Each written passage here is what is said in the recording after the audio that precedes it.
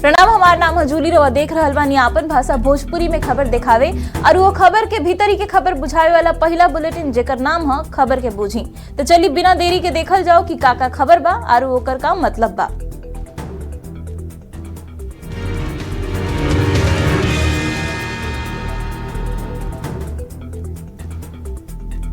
भारत सरकार जनगणना करावे के हरा झंडी दे देले बा। प्रधानमंत्री नरेंद्र मोदी की अध्यक्षता में भइल कैबिनेट के बैठक में प्रस्ताव के मंजूरी मिल गई। जनगणना खातिर 11,718 करोड़ रुपया पास कर दिल गई। दो चरण में होखे वाला जनगणना डिजिटल तो होइबे करी, एकरा साथ ही एहमे जाति के भी गिनती कइल जाई।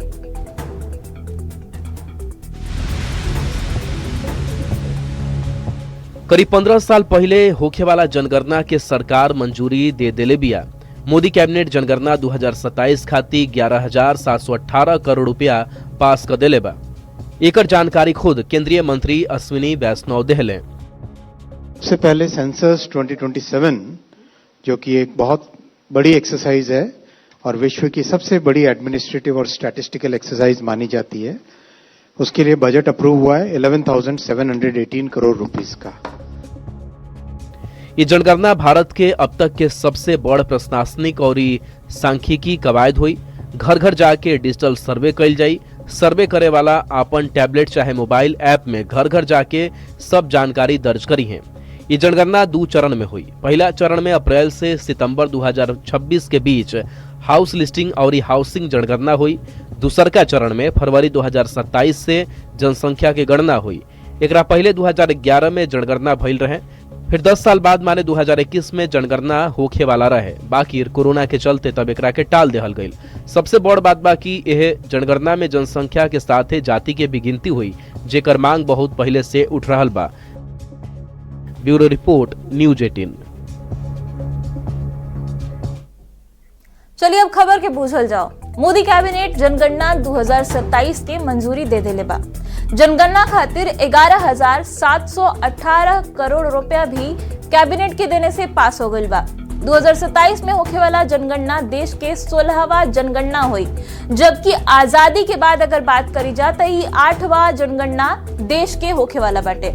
2027 में होखे वाला जनगणना के पहला चरण अप्रैल से शुरू हुई और 2026 अप्रैल से शुरू होकर के ई प्रक्रिया दूसरका चरण की अगर बात करी जाए तो फरवरी 2027 तक खत्म हुई।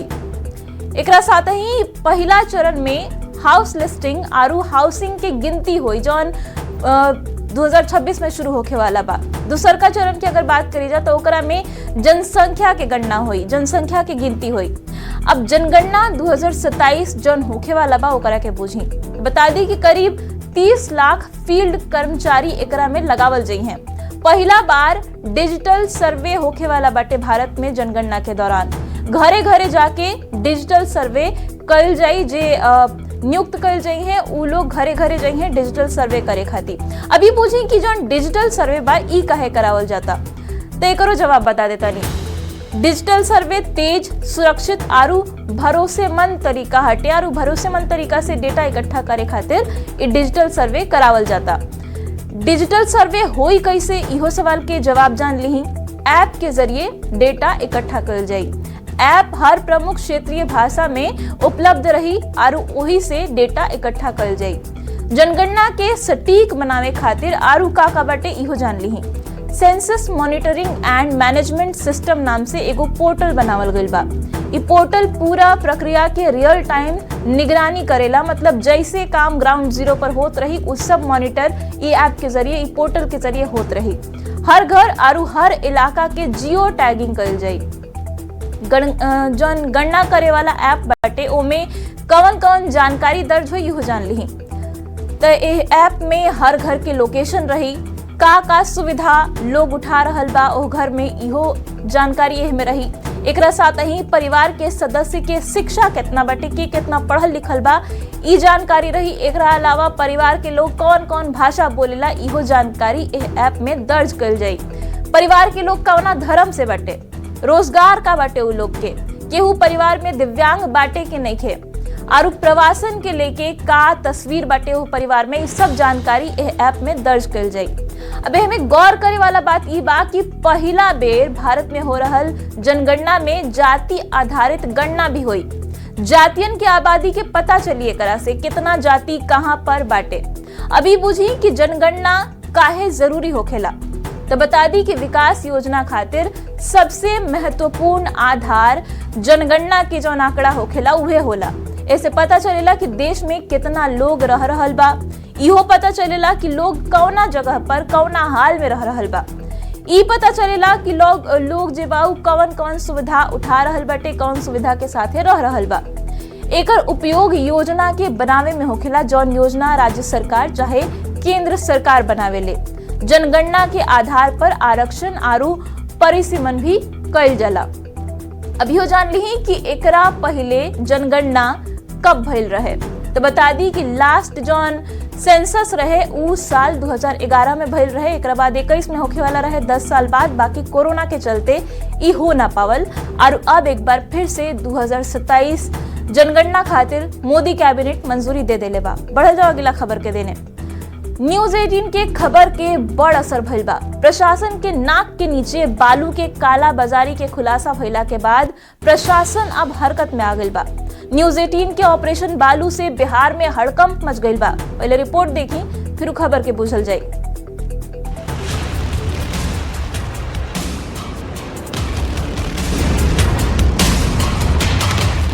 न्यूज 18 पर पीला सोना के काला कारोबार की खबर दिखावल गई। बालू माफिया के नेक्सस कैसे फल फूल रहल बा ओकर भंडाफोड़ भइल। प्रशासन के नाक के नीचे कैसे बालू की कालाबाजारी हो रहल बा। न्यूज 18 बालू के लूट के ग्राउंड जीरो से तस्वीर दिखाई गई।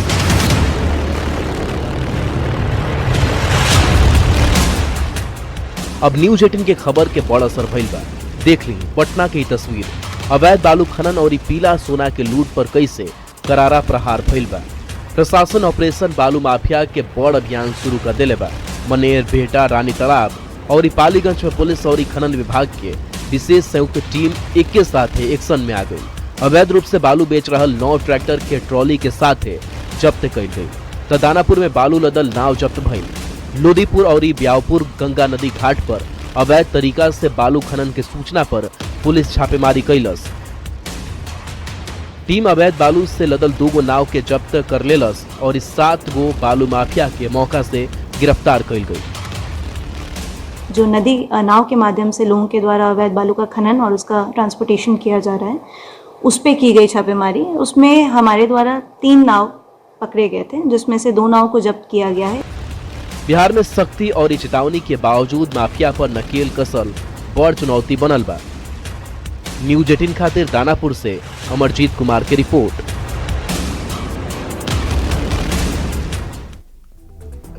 चलिए अब खबर के बूझी।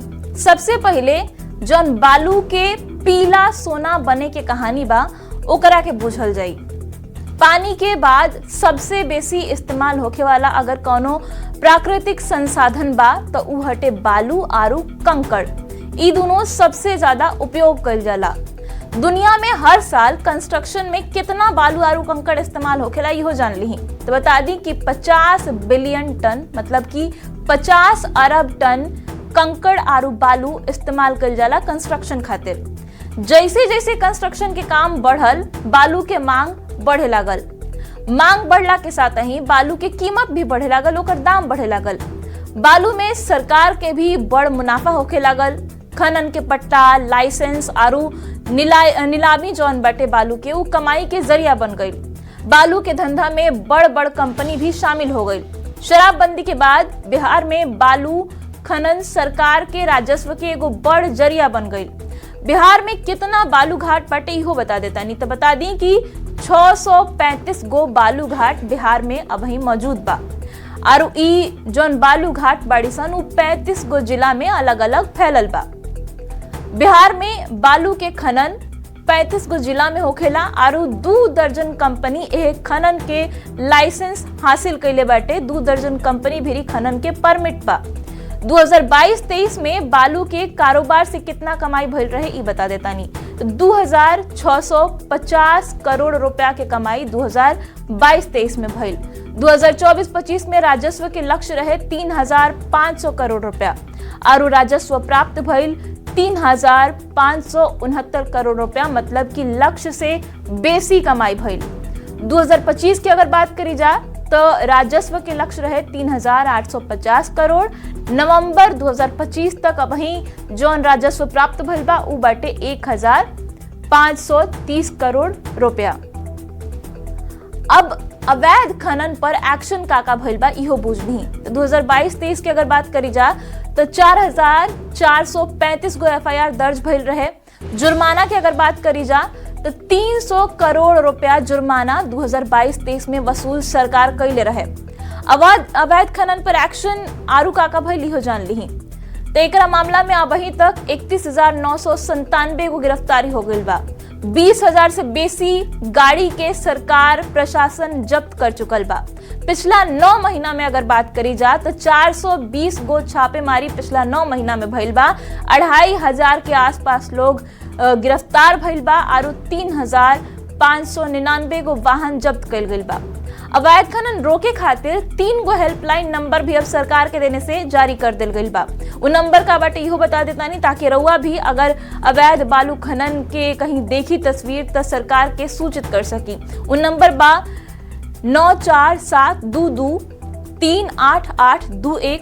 दूसर का नंबर है 0612221536 तीसर का नंबर बाटे 9473191437। यू 3 गो मोबाइल नंबर बाटे जौना पर फोन करके रउआ अवैध बालू खनन के जानकारी दे सकीला। अब सवाल ई बा कि रउआ अगर जानकारी देम तो रउआ का मिली। तो बता दी कि सरकार बहुते बड़ इनाम रखले बिया बालू माफिया के खिलाफ कार्रवाई में मदद करे वालन खातिर। अगर रउआ हेल्प से कोनो ट्रैक्टर पकड़ाइल तो 5,000 रुपया इनाम में मिली। अगर कोनो ट्रक पकड़ाइल जेकरा में बालू के अमाउंट ज्यादा होई तो ओकरा में 10,000 रुपया इनाम में सरकार रउआ के दही। ई नियम सरकार के देने से, ई ऐलान सरकार के देने से कर दिल गइल बा। बढ़ल जाओ आगे। बिहार अब न्यूक्लियर पावर बने जा रहल बा। जी हाँ, बिहार में अब 3 गो न्यूक्लियर पावर प्लांट लगावे की तैयारी शुरू हो गइल बा। एकरा साथ ही सर्वे के भी काम शुरू हो गइल बा। बिहार के 3 जिला में परमाणु ऊर्जा संयंत्र लगावे के केंद्र सरकार के बड़ प्लानिंग चल रहल बा। बिहार के न्यूक्लियर पावर प्लांट कैसन हुई रवो देखी। यह तमिलनाडु के कुडनकुल परमाणु ऊर्जा संयंत्र। ये तस्वीर बा महाराष्ट्र के तारापुर परमाणु ऊर्जा संयंत्र के। अभी तीसर का तस्वीर देखी। यह गुजरात के काकरापार स्वदेशी परमाणु ऊर्जा संयंत्र। ऐसन के न्यूक्लियर पावर प्लांट अब बिहार में भी हुई। बिहार में एक साथ 3 गो न्यूक्लियर पावर प्लांट लगावे की तैयारी शुरू हो गई बा। सिवान, बांका आरू रजौली में परमाणु ऊर्जा संयंत्र स्थापित करे खातिर NPCIL NTPC सर्वे के काम भी शुरू कर देले बा। बिहार में यह बिग प्रोजेक्ट के जानकारी खुद डिप्टी सीएम सम्राट चौधरी सोशल मीडिया पर शेयर कैले। सम्राट चौधरी लिखले कि कदम खाली ऊर्जा के क्षेत्र के लिहाज से बड़ नहीं है, बल्कि बिहार के औद्योगिक भविष्य के दिशा भी बदले के क्षमता एकरा में बा। न्यूज़ 18 खातिर पटना से शैलेंद्र कुमार की रिपोर्ट।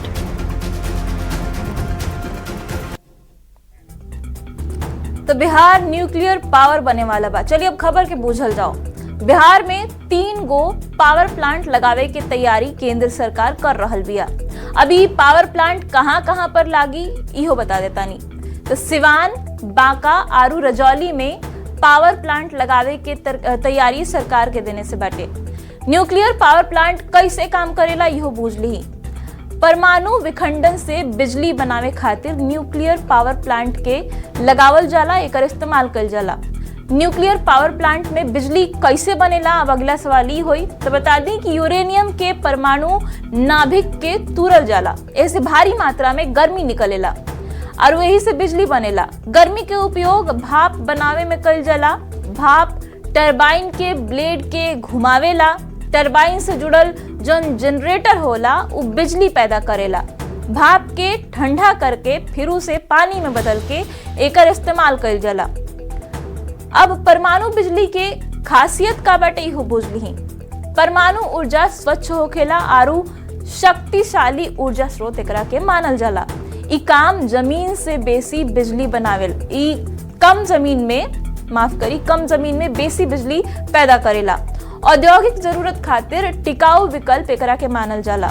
CO2 के उत्सर्जन लगभग शून्य होला, लगभग ना रहेला। स्वास्थ्य आरू पर्यावरण के फायदा होला। यही से दिन रात 24 घंटा बिजली उत्पादन एकरा से कइल जा सकता। देश में कहां अभी तक न्यूक्लियर पावर प्लांट बाटे इहो बता देतनी। तो कुडनकुलम तमिलनाडु में एगो न्यूक्लियर पावर प्लांट बाटे, महाराष्ट्र के तारापुर में एगो प्लांट बाटे, आरू एगो गुजरात के काकरापार में न्यूक्लियर पावर प्लांट बाटे, आरू अब बिहार में 3 जगह पर न्यूक्लियर पावर प्लांट बनावे के तैयारी बा। बिहार में न्यूक्लियर पावर प्लांट बने से फायदा का होई हो जान ली।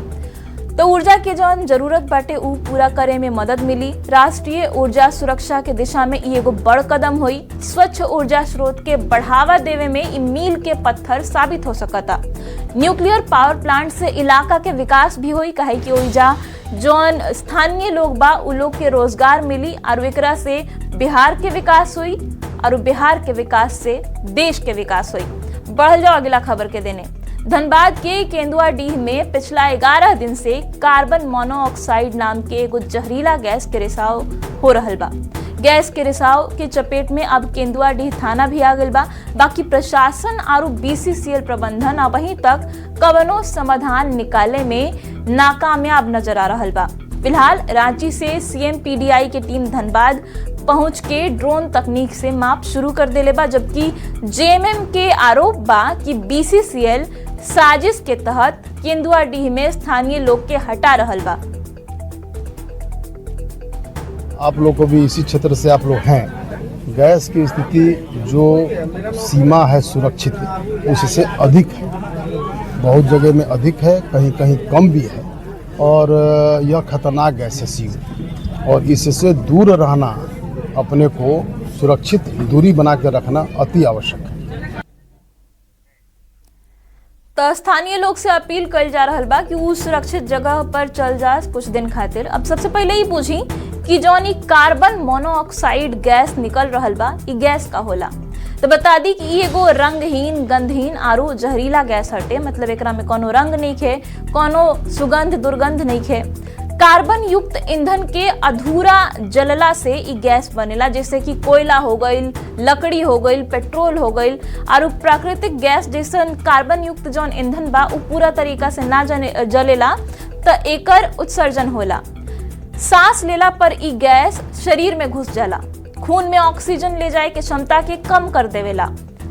माथा दुखाए लागेला, चक्कर आवे लागेला, सांस लेवे में दिक्कत होखे लागेला, बेहोशी आरू अगर गंभीर मामला भइल तो एकरा से मौत भी हो सकेला। अब धनबाद में जौन गैस रिसाव हो रहल बा उ खबर के पूछी। तो बता दी कि धनबाद में खनन क्षेत्र बाटे। खनन क्षेत्र के कारण गैस के रिसाव अब ही शुरू हो गइल बा। करीब 11-12 दिन से गैस के रिसाव हो रहल बा। कार्बन मोनोऑक्साइड के कंसंट्रेशन हाई रहे। ई गैस काफी खतरनाक हटे, जैसन कि हम बताइनी। घुटन से अभी तक केंदुआडीह में 2 गो महिला दम तोड़ चुकल बड़ी। गैस के रिसाव से कई गो लोग अभी तक बीमार हो गइल बा।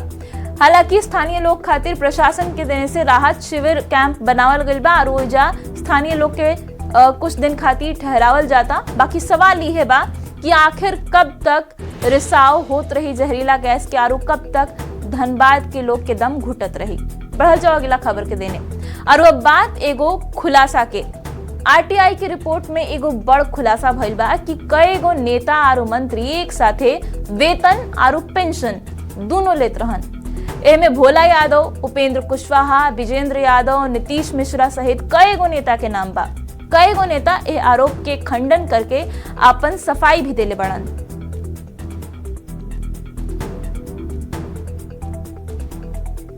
जो खुलासा है, मैं चाहता हूं उसके बाद सभी माननीय सदस्य चाहे किसी भी दल के, वो अपना स्पष्टीकरण दें। मुझे 100% से ज्यादा यह बात गलत है, बेबुनियादी बात है। बात यही है कि जब हम किसी सदन का मेंबर नहीं थे तो टेन्योर में हमने पेंशन लिया है, जैसे हम बने फिर बंद कर दिया। चलिए अब आरटीआई से सैलरी पेंशन वाला खुलासा के बूझी। कई गो विधायक मंत्री आरू जौन बड़े नेता उस सैलरी के साथे पेंशन लेत रहन, ई खुलासा आरटीआई में भइल बाटे। 8 गो नेता के नाम आरटीआई सूची में शामिल बाटे। बिहार सरकार आरू केंद्र सरकार के मंत्री एह लिस्ट में शामिल बा। लिस्ट में सत्ता पक्ष आरू विपक्ष दोनों तरफ के नेता लोग के नाम शामिल बाटे। अब इहो जान ली कि जौन सैलरी पेंशन होला नेता लोग के, सांसद के, मंत्री के, विधायक के, ओकर नियम का कहता। तो सांसद विधायक मंत्री बनला पर वेतन मिलेला नियम के अनुसार। सांसद विधायक मंत्री रहला पर पेंशन नइखे लेल जा सकत, मतलब कि एक बार में एक ही चीज मिली, चाहे तब पेंशन मिली चाहे वेतन मिली, दोनों चीज एक साथ केहू नइखे ले सकत। अब ए मामला पर जब उपेंद्र कुशवाहा के नाम लिस्ट में आयल तो का कहले इहो जान ली। उपेंद्र कुशवाहा कहले कि जब सांसद चाहे विधायक ना रही, खाली तब ही हम पेंशन ले ले बनी, एकरा अलावा कभू पेंशन नहीं ले ले। सदन के सदस्य रहते खाली हम वेतन लेनी, पेंशन बंद करा देनी। ई सफाई उपेंद्र कुशवाहा के देने से देल गई। नीतीश मिश्रा का कहले इहो बता देता है 22 सितंबर 2015 से 8 नवंबर 2015 तक हम पेंशन लेनी, ऐसा बात नीतीश मिश्रा कहले। और कहले कि 22 सितंबर 2015 से 8 नवंबर 2015 तक पद पर हम ना रही, यही से पेंशन लेते रही। पद पर ना रही तब पेंशन लेनी, जब पद पर रही तो खाली वेतन लेनी। एकरा अलावा सतीश चंद्र दुबे आरू एगो ऐसा नेता बड़न जिनकर नाम लिस्ट में रहे, ऊ का कहले इहो जान ली। ऊ कहले कि जब हम कवनो सदन में मेंबर ना रही तब ही पेंशन लेनी, जब सदन के मेंबर बननी तब पेंशन आपन हम बंद करा देनी। ई सफाई उनका देने से देल गइल बा। आरू एकरे के लेके अब सियासत हो रहल बा। बढ़ल जाओ अगला खबर के देने। और अब खबर सीतामढ़ी से, जहां HIV पॉजिटिव मरीज के चौंकाने वाला आंकड़ा सामने आयल। जिला में कुल 7,400 के करीब पॉजिटिव मरीज के संख्या पहुंच चुकल बा। हर महीना 40 से 60 गो नया मरीज HIV पॉजिटिव मिल रहल बड़न। अब आंकड़ा से स्वास्थ्य विभाग में हड़कंप मच गई बा। हालांकि बिहार एड्स कंट्रोल सोसाइटी के 3 सदस्य की टीम जांच खातिर सीतामढ़ी पहुंचल। टीम सीतामढ़ी के डीएम रिची पांडे के साथ बातचीत कैलस। डीएम एह मामला में भयावह स्थिति से साफ इनकार कैले और बतैले कि एमे घबराए वाला कौनो बात नहीं है। HIV पॉजिटिव मरीज के संख्या साल 2005 से अबही तक 6,900 बा। अचानक इतना मरीज नइखन मिलल, ई बात साफ कल गई।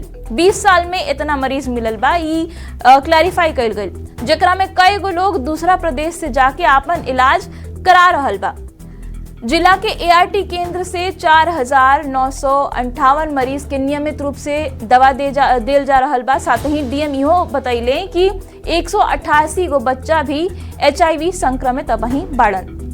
चलिए अब खबर के बूझल जाओ। सबसे पहले तो ये बूझी कि एड्स होखेला का। एड्स मतलब कि एक्वायर्ड इम्यून डेफिशिएंसी सिंड्रोम, एकर फुल फॉर्म है। एड्स कौना वायरस से होखेला इहो बूझ ली। तो एड्स जौन वायरस से होखेला ओकर नाम हटे HIV human immunodeficiency virus. AIDS के मतलब है HIV, ई मत बूझी। एड्स के मतलब HIV ना होखेला। HIV से होखे वाला बीमारी के अंतिम चरण के एड्स कहल जाला। और एकरा साथ ही अब खबर के बूझे में अब खातिर इतने। बाकी न्यूज़ 18 बिहार झारखंड पर खबर के सिलसिला लगातार जारी बा।